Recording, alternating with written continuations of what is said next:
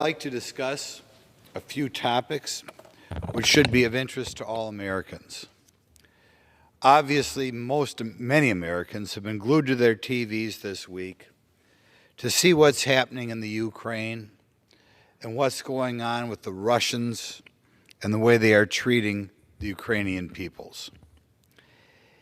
I would like to emphasize one more time, it amazes me the journalists of this country and the politicians of this country can talk about the two countries, Russia and Ukraine, without talking about the Holodomor. I have asked children, college students, law enforcement officers, journalists, and amazingly, they've gone through 8 or 12 or 16 years of schooling and don't know what it is. The Holodomor took place in 1932 to 1933 when communism had in the last few years taken over Russia and taken over the Ukraine. And of course, communists above all hate freedom. And I don't know if you could describe Russia as communist today, maybe a little more fascist than communist. But at the time, there was no question it was communist, and they didn't like the fact that the farmers, called the kulaks, were to a degree free and independent, and they were going to crack down on them by taking away their grain and making sure they would starve to death. Now, perhaps because it has not been adequately studied, we don't know how many people were killed by the Communist Party in Ukraine during the years 1932 and 1933. But if you peruse the internet, it's somewhere between 3 and 17 million.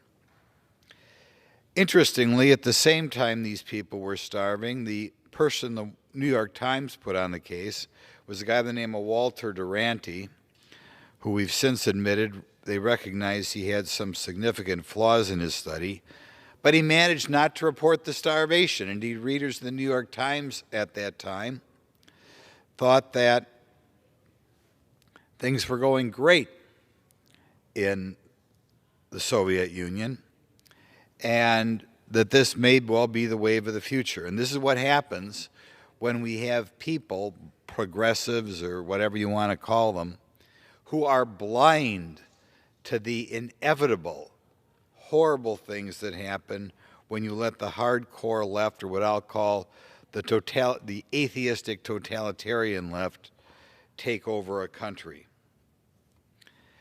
I would hope that as we talk about the Ukraine and Russia, that our media outlets, be it newspapers, otherwise, use this as an opportunity to educate the American public as to how many millions of people starved to death during this time.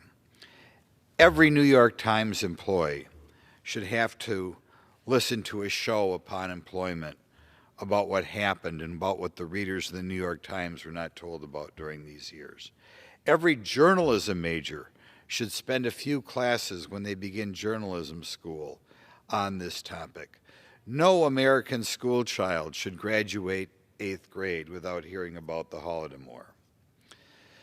Not only is it a warning for what happens when we let the hardcore left take over, but I don't know how you can understand American history the last 80 years unless you know a little bit more about communism.